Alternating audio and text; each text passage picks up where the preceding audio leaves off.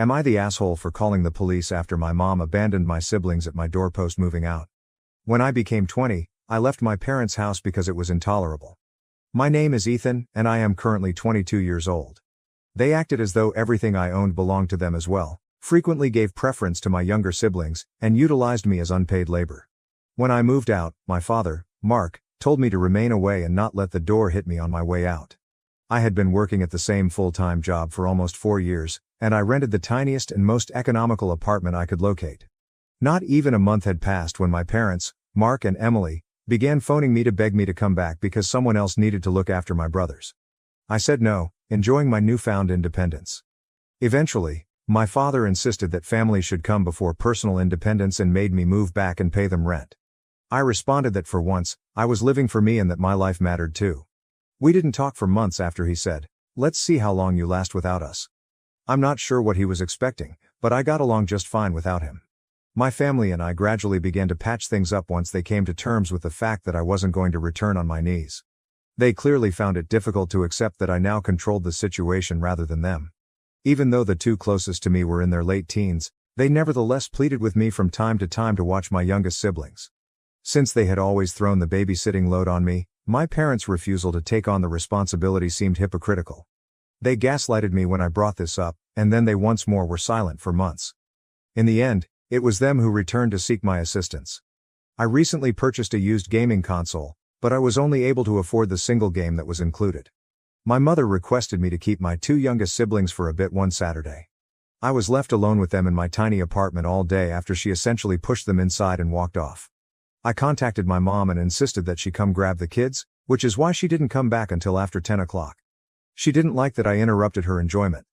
I warned her that I would no longer watch my siblings all day unless she paid me, and that if she left them outdoors the next time, I would call the police and wouldn't even open the door. I discovered my gaming console was gone the following morning. I thought one of my siblings had taken it, so I contacted my parents. My mom said it could wait as my youngest sibling was playing on it and she didn't have the heart to take it away, even though I stated I would come over right soon to retrieve it. I claimed that it had been stolen without my consent and that I would be picking it up. As fast as I could, I rode my bike to their house. My sibling was crying when I got there since they were missing the charger and the console's battery had died. When I asked for it back, my father took it and told I could have it back if I helped out more with my siblings. I wasn't bluffing when I informed him that I would call the cops if he wanted to play that game. He refused to back down until I began making phone calls. My mother shouted, "Hold on." I swiftly reclaimed the console from my father. She claimed it wasn't worth having the cops come on them, but he called her a traitor and insisted she give it back to him rather than to me. I assured them before I left that I would not think twice about calling the police if this occurred again. They could purchase their own gaming console if they truly wanted one for my siblings. My father, Mark, screamed that I couldn't treat him in such a disrespectful manner. I retorted that I'm an adult, but he's never bothered to treat me with any respect, and I'd had enough. He then yelled at me to turn around and face him as I left. At the moment, they are once again silent. I once received a text from my mom, Emily, pleading with me to continue watching my siblings. Since I wasn't doing it for free anymore, especially after they stole from me and attempted to prevent me from reclaiming my property, I told her that if she really wanted me to babysit, she could pay me, but I would only accept the money up front. I am not their property. They can either adjust or become disoriented since I am an adult with a place of my own and a life of my own. Since that text exchange more than a week ago, none of them have gotten in touch with me, which is okay. They are capable of handling their own mess. Update. It's unbelievable that I completely forgot about this account for almost a year, but I happened to stumble upon my original post when browsing Reddit videos online. I've returned to provide an update after realizing that I completely neglected to do so. Toward the end, there will be some light fighting and police intervention.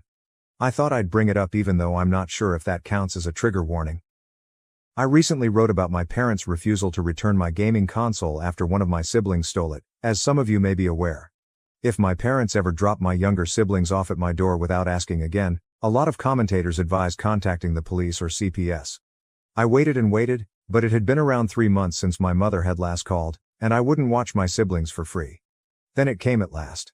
When my parents unexpectedly called to ask me to watch the kids, they pretended if the previous console incident had never occurred. I informed them that it had to be a day when I was off from work and that I would not babysit unless they paid me. I no longer had Saturdays off due to a change in my schedule. Since they most frequently asked me to babysit on Saturdays, I really asked my boss for it. Additionally, it was more cost-effective for me to take on an additional shift. As usual, my dad became enraged and told me to man up and lend a hand. As he usually promised to do at my age, I pointed out that he should stop acting as though he controlled me and that, in a technical sense, I was manning up for myself and my own life. However, he dumped a lot of his duties on me and worked on Saturdays so he could forget about them.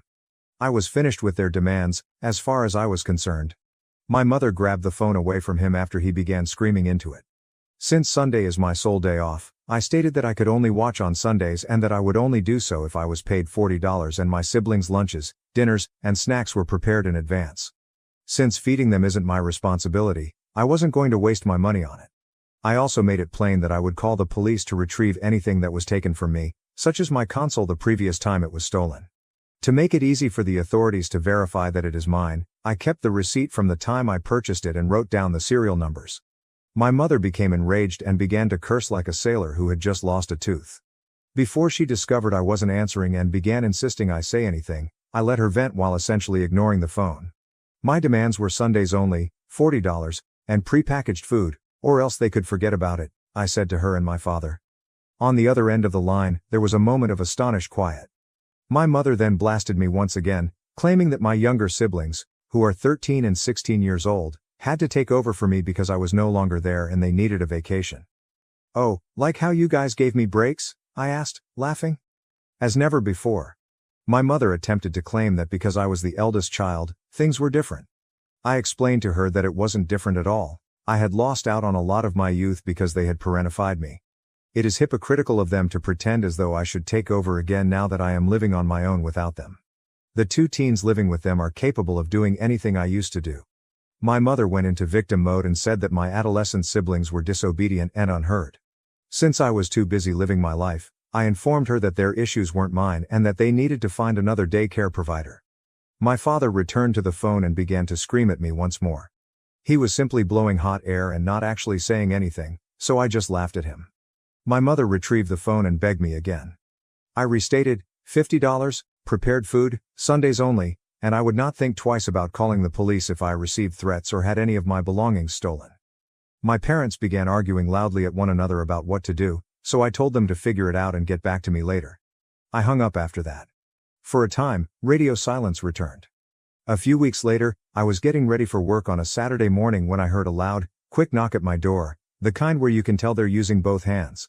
I've heard my mom knocking for years to let me know she was there, so I'm familiar with the sound. What sounded like someone rushing noisily along the hallway after the banging. Hearing my two youngest siblings arguing and tapping on the door themselves, I listened through the door. My mom had just run off, leaving them outside the door. I had a straightforward strategy for this because of all the warnings I received after my last post. I simply rolled down my window, got out, and left. I can easily climb out of the window by just ripping the screen out of my ground-level apartment. I contacted my neighbor, a kind elderly woman who enjoys having children, who lives a few doors down, and gave her the scoop. She has long been aware of my predicament with my narcissistic parents, and she phoned the police so I could inform them that two children were left in the hallway after their mother beat on a door and fled.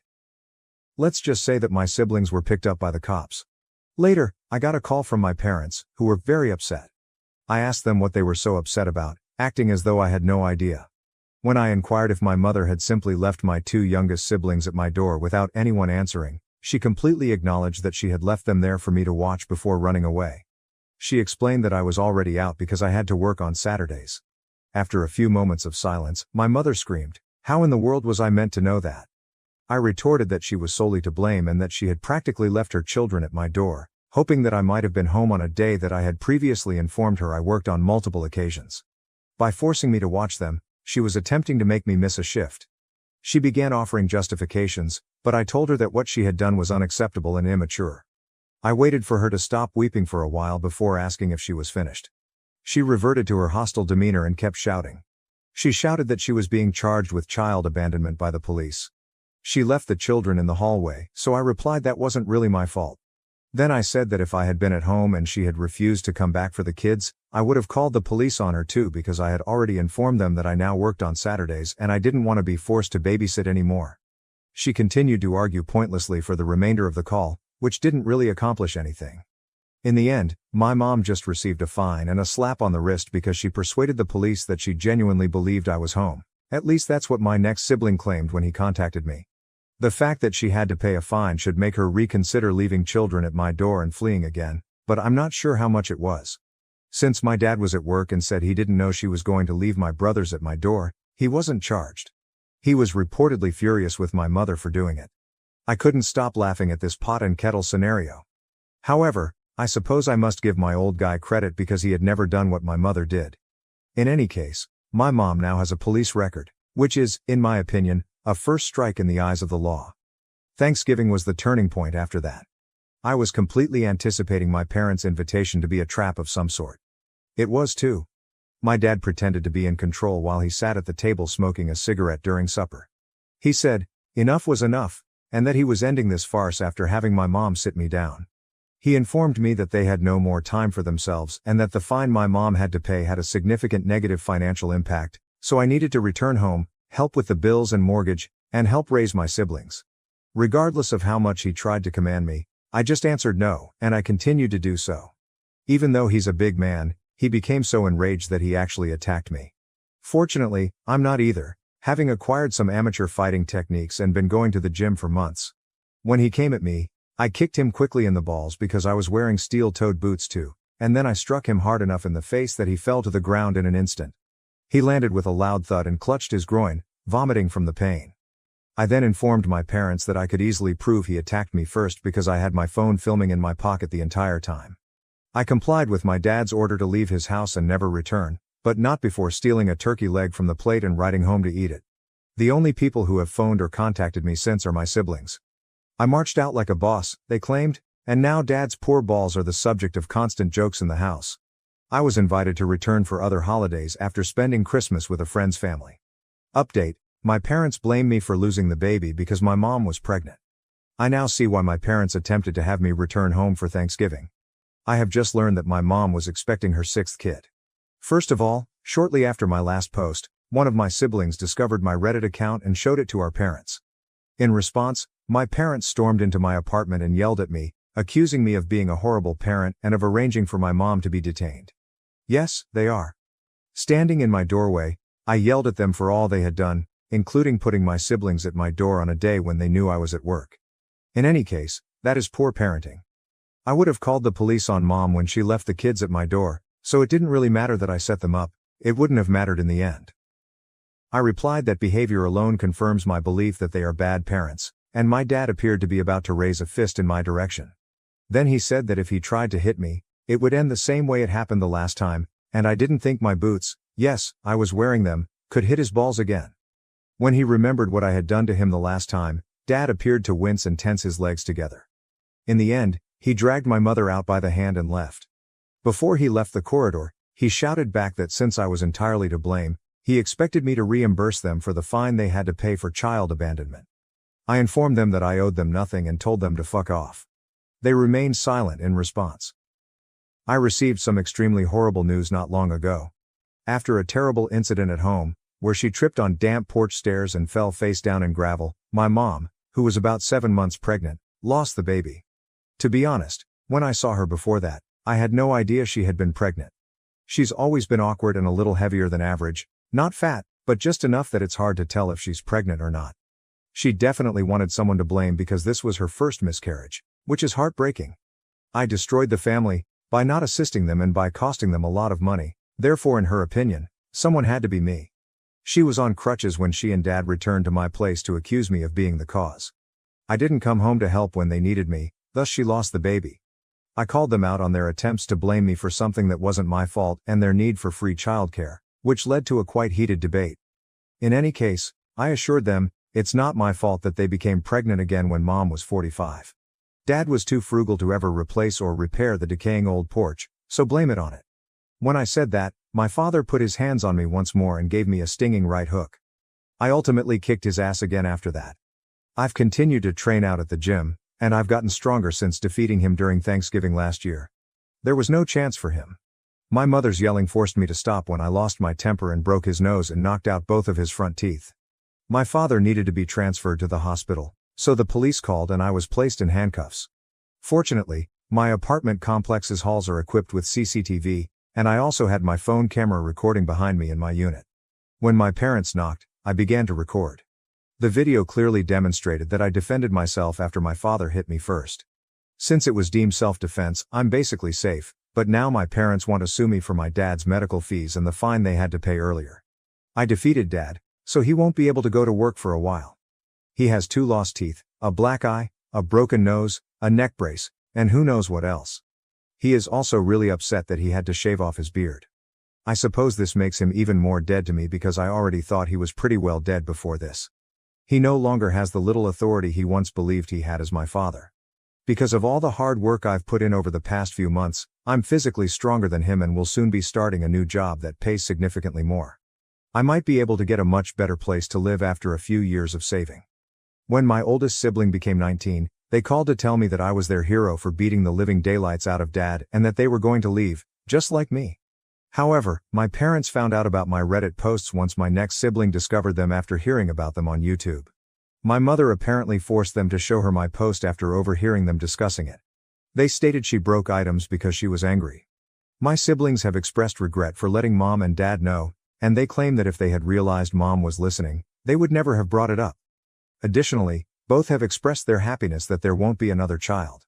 They already have to handle a lot of my parents' babysitting, which they detest. They acknowledge that they first blamed me for leaving, but they now understand that you have the right to choose your own path as an adult. Whether my parents will actually attempt to sue me is still up in the air, but I believe I can state that if they do, it will be a loss for them. My friend's uncle is a lawyer, and he promised to defend me in the event that my parents filed a lawsuit. He adds that since it was self-defense, they don't have much of a case. To my folks, who will most likely see this, leave me alone, please. That's all I have to say. My siblings and I are not your property, and I will assist them in leaving your home when they are old enough to do so at the age of 19. Both of you have always been self-centered egotists. It's not my fault that Mom lost the baby, and it's not my fault that you struggled so much without me around to watch your kids for free. Think of that smashed nose and missing teeth as a good excuse to avoid me in the future. Remember that because of you two, I have only told you a small portion of the nonsense that occurred in my life. I could share story after story about the events in my early years if I so desired. However, I wouldn't be satisfied with it. So please, don't bother me. P.S. Yes, my mom had to give birth to a stillborn baby at the hospital, but I wasn't going to bring it up earlier. According to my siblings, my parents had a secret funeral among themselves, and Mom brought home a little urn that she keeps in the bedroom. After leaving with the urn for a few hours, they returned intoxicated. My mom spent over 6 days in the hospital due to whatever injuries she sustained in the fall. I've contacted my siblings for further information. Someone asked if she had been shoved. I'm now doubting that myself. The only excuse I could come up with was that Mom was in a hurry to be somewhere when she slipped and fell off the porch. I've heard of folks suffering more severe injuries in more foolish ways. When I researched the cremation procedure, I found that it would take 8 to 12 days to obtain the ashes. This indicates that the urn they brought home was empty. I'm completely perplexed. However, my parents' funeral took place a few days after Mom left the hospital. Until the day of their small funeral, my parents kept that urn in the bedroom. They may have collected the ashes by then, I suppose. Perhaps it explains why they returned home intoxicated, but this situation is so strange and twisted that I'm having a hard time thinking about it anymore. Revise posting again so soon feels strange. I mentioned in my last post that my mom had a recent miscarriage following a serious fall. I had a bad feeling about the information I was given. I concluded that going directly to the source was the only way to obtain the truth after reading all of the comments I had gotten about it. I visited my parents on Sunday. They both appeared to be in terrible shape and were at home, sleeping. In addition to using crutches to walk more than a few steps, my mom appeared to be very exhausted. I saw that she had numerous bruises and bandages on her face from the fall a few steps from the door. My father. To find out how he appeared, read my previous post's depiction of him following the thrashing I inflicted. When I arrived, my parents were blown away. I insisted on knowing if there was ever a baby or if this was all a pathetic attempt to coerce me into returning home. After what happened, my dad claimed I had a lot of guts to show there and let myself in. However, my mother sobbed as she revealed that she had actually been pregnant. She stumbled into the bedroom and picked up a little urn that seemed really elaborate. It was filled with ashes. They didn't smell like anything, even when I looked to see if they resembled cigarette or barbecue ashes. I didn't really smell anything at all. Even though I had looked online and saw that it takes at least 8 to 12 days to get the ashes returned, I questioned why they brought the urn home and said that the ashes were already inside. Mom had spent no more than 6 days in the hospital. According to my mom, they purchased the urn online with the hope of retrieving the baby's ashes upon visiting the crematorium. They simply waited till they could retrieve the ashes a few days later and then went out to get drunk because they were so distraught that they couldn't bring the kid home yet. Mom said she begged the crematorium to do things a little faster. Her eyes were filled with real tears. Although I've witnessed her crocodile tears numerous times, this one didn't appear to be that. I learned more about my mother's fall and what transpired. She was late for her appointment with her physician, an OB/GYN, or whatever they are called. Mom clarified that she was attempting to get out to her appointment after oversleeping during her nap. Then, as she attempted to down the stairs, she slipped on a toy. About 3 years ago, the porch's guardrails deteriorated and snapped off, and Dad never restored or repaired them. Mom had nothing to cling to then. She fell straight off the porch, hitting the ground with her face and belly first. She even showed me the marks from her landing all over her stomach. She informed me that the child would have been a male. There would have been one more brother in addition to my 2 brothers and 2 sisters. Then Mom told me that because of her age and past injuries, a doctor advised her not to try to conceive again since her body might not be able to take it. It wasn't any easier to hear in person, but I kind of assumed that was the case after some individuals messaged me about it. At last, I posed the crucial query: why did she hold me responsible? Mom began to add something along the lines of, the day they showed up at my apartment was just really, really bad. But Dad interrupted her. It's all my fault, he screamed. I would have been there to help if I had followed his advice and returned home for Thanksgiving, and now I'm responsible for the death of a baby. I screamed back at him, telling him that he was to blame since Mom might not have fallen if he had actually bothered to fix the fucking porch. Furthermore, not that it would have made a difference, he didn't even bother to inform me that Mom was expecting back at Thanksgiving. Instead of taking sides, my mother simply left the room in tears as we kept ranting at one another. My dad was so red that he looked like a lit match. He shouted for me to leave his house and waved his ancient hunting knife at me. He told me I was no longer his son as I was leaving. He was always a bad father, so I informed him that I hadn't seen him as a father in years. I told him before I left that I would be requesting a restraining order and that he would have to deal with the authorities the next time he attempted to harm my siblings in the same way that he had done me. He will lose more than a few teeth, and if he attempts the same nonsense with my siblings as he did with me, I won't think twice about calling the police or CPS. He swore at me from the front door, saying things like, "You son of a..." I retorted that that was a slight to Mom, and he became enraged once more. After that, I saluted him with one finger and rode off on my mountain bike. So, I suppose that's the best response I can give someone. I'm not sure what the truth is if this isn't it. Does it matter now though? As soon as possible, I'm going to file for a restraining order, and once I start earning money from my new work, I'll be seeking to transfer apartments. After this, I'm not sure whether I'll feel like updating again. Unless my parents do something horrible to my siblings, I think I might be done here since I'm just going to be depressed thinking about all of this. I hope I've made my message clear to them. Even though I've already given Dad 2 beatings, he still held that knife with a hint of fear. He thought he was staring at a monster. Perhaps he views me as a monster, but if that means he never harms my siblings, then that's okay. Sir, he will be the monster. Thank you for watching. If you haven't subscribed yet, please do so and hit the notification bell to stay updated with more shocking real-life stories happening around you.